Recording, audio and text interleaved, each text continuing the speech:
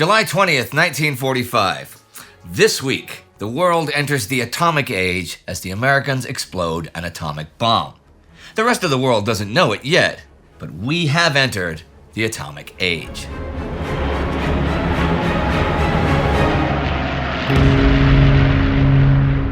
I'm Indy Neidell. This is World War II. Last week on Balikpapan, the Australians secured the two airfields which were main objectives of the invasion.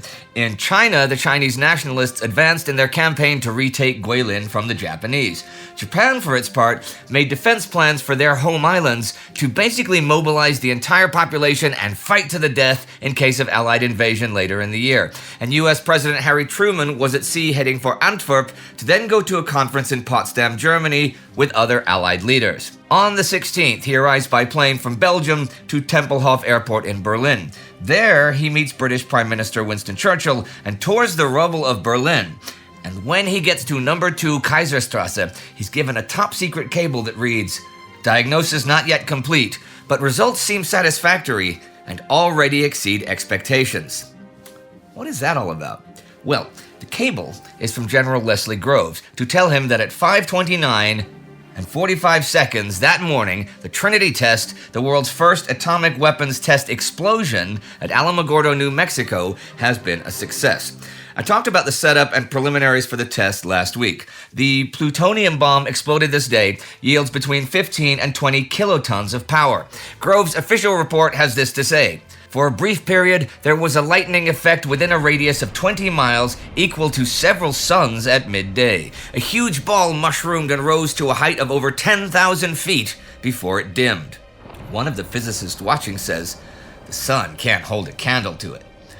Maybe not. At ground zero, the temperature at the time of the explosion is 3 times hotter than the center of the sun, and 10,000 times the heat of its surface. It vaporizes the steel tower.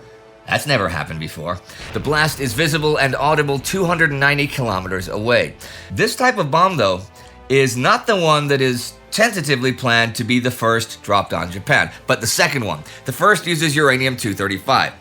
Windows are blown out over 300 kilometers away from the bomb this day, and people over 200 kilometers away, confused people, report that the sun rises and then sets again and then rises again at 6. Crazy. The local press release just says that an ammunition dump has exploded. On the 17th, the Potsdam Conference begins at the Sizilienhof Palace. The conference has been in the works for a while now, since the leaders of the Big Three, the US, Britain, and the USSR, really want to plan some sort of post-war peace order. How will Germany and Austria really be occupied and administered? What about the movement of Germans from this bit of Europe to that?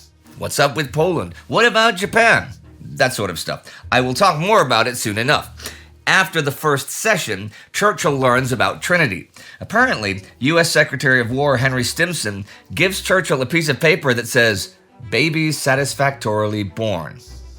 Churchill has no idea what this means, and Stimson tells him that the atomic bomb is now a reality. When Churchill had read a copy of the confidential memorandum handed him by the Secretary of War, he quickly grasped its immense import.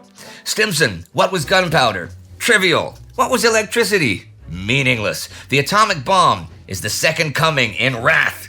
He realized, as he wrote later, that the Americans now had the instrument with which to end the slaughter in the Pacific. It seems, after all our toils and perils, a miracle of deliverance.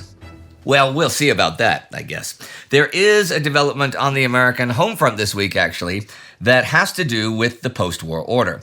On the 19th, Congress ratifies the Bretton Woods Monetary Agreement. This comes from the United Nations Monetary and Financial Conference held last year at Bretton Woods, New Hampshire, in the United States. 730 delegates from 44 United Nations spent 3 weeks deliberating and setting up an international monetary system, a regulated one with rules, procedures, and institutions to govern monetary relations between its member states. It established an International Monetary Fund, IMF, that is to monitor exchange rates and even lend currency to nations with balanced deficits. The U.S. controls 2/3 of the world's gold and insisted that this system rest on gold and the US dollar. This prompted Soviet representatives at the conference to later say that the Bretton Woods institutions are just branches of Wall Street. Still, foreign governments can convert the dollar to gold at 0.88867 grams of fine gold per dollar. Fine gold is gold with at least 99.9% purity. And this is convertible to within 1% of fixed parity rates. Many of these nations, well, a lot of them, agree that the failure to coordinate exchange rates during the interwar period really increased political tensions around the globe. Well, there's a lot more to this, and you are encouraged to look it up, but it is becoming operational as countries ratify the agreement. The war has to actually end, though, before any post-war order can really begin. And there is still fighting going on in several places, and major troop movements, too. On July 15th in Naples, the first shipload of American troops that served in the war in Europe set sail for the Pacific. They are part of the big buildup for the planned Allied invasion of Japan scheduled for November. The Japanese plan to defend their home islands at least as, and perhaps more so, tenaciously than their defenses of the Pacific Islands, which most often involve fighting to the death. As I've discussed before, they have a variety of suicide weapons they plan to use. Kamikaze planes by the thousands, suicide torpedoes, and also a suicide mine. See, a diver is to put such a mine on the hull of a ship and detonate it himself so he goes down with the ship. The suicide divers who were to carry these mines were known as fukoryu, crouching dragons. Their principal task would be to swim out to sea to place their mines on the hulls of the landing craft and supply ships at each invasion beach. They are even experimenting with sunken concrete shelters in which the crouching dragons in squads of 6 could wait offshore for up to 10 hours before the invasion craft arrived. During the week, the Americans make progress in the Sarangani Bay area, and today the 20th come landings at Balut Island at the entrance to Sarangani Bay, wiping out the small Japanese garrison.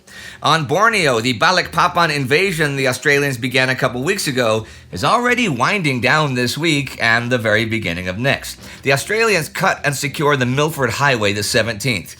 And by the end of the week, the Japanese are withdrawing into the interior, and no one really has much of an appetite to follow them. Well, there doesn't seem to be much point. They've been soundly defeated, but beyond that, the repairs of the port at Balikpapan are going great. The first Liberty ship arrived already last week on the 12th. Another wharf for 2 ships is to be ready next week, and the number 6 pier receives its first oil barge this week on the 18th. Also, Sepingan Airfield is operational again the 15th. This is nothing but success. There is Allied success in Burma as well. We saw a couple weeks ago the Japanese 28th Army, or what's left of it, planned to break out from between the Sitang and Irrawaddy rivers and reach Thailand, covered by a diversion by the remnants of Japanese 33rd Army. The diversion went off early, and 33rd was savaged by British air power and pulled back. Well, despite the poor timing by 33rd, 28th Army begins their breakout attempt this week on the 15th, unaware that the British know their plans. So the British have set up artillery covering the 12 points where the Japanese are to cross the highway, and are sending planes out to catch anyone who does manage to cross. They have tanks and motorized infantry covering the areas between the crossing points. The Japanese casualties that result from that this week and early next week are just appalling.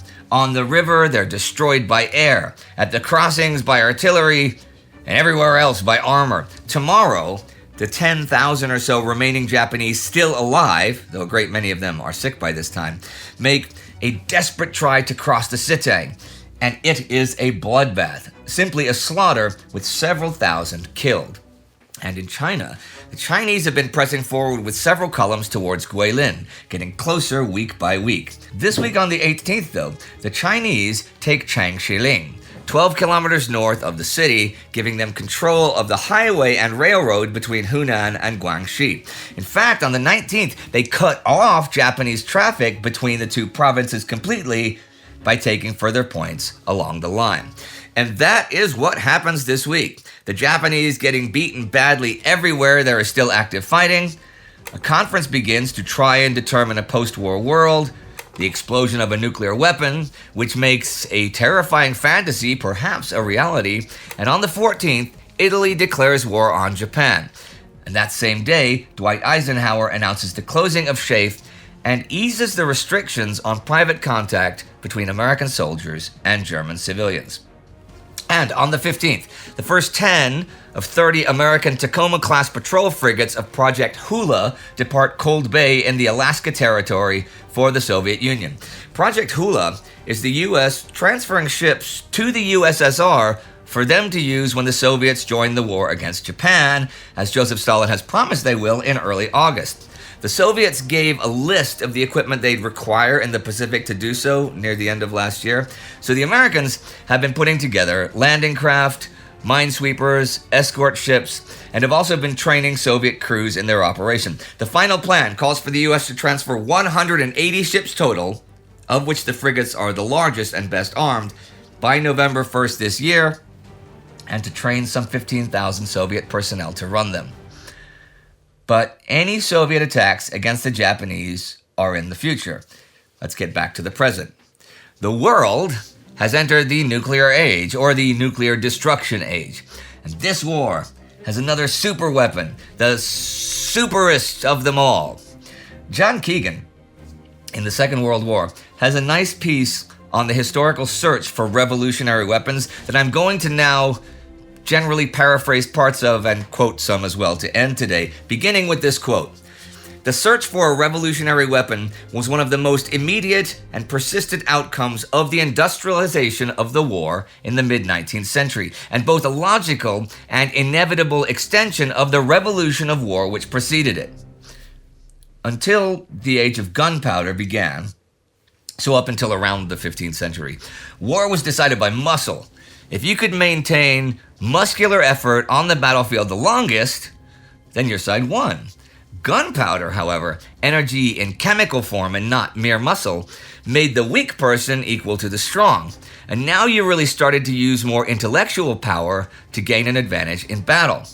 Once we get to industrialization, the first things people tried to do to build on this was increase the rate at which projectiles could be fired, thus multiplying the chemical energy, right?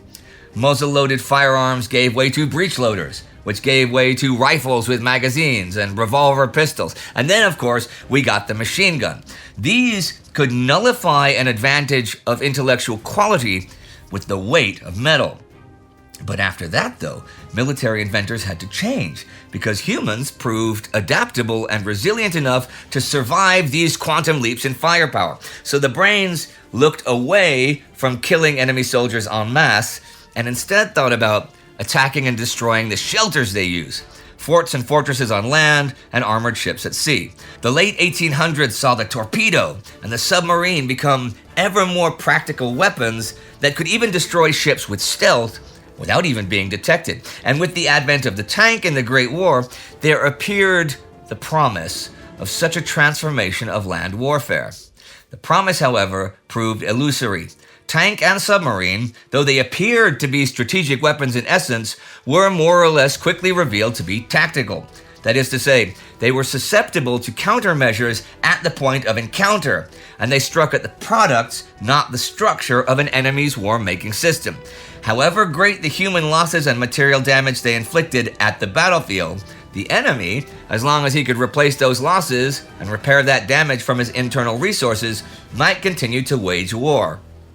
And submarines and tanks, committed to battle, were destroyed and had to be replaced from current industrial output. So they actually raised the cost of victory instead of reducing it.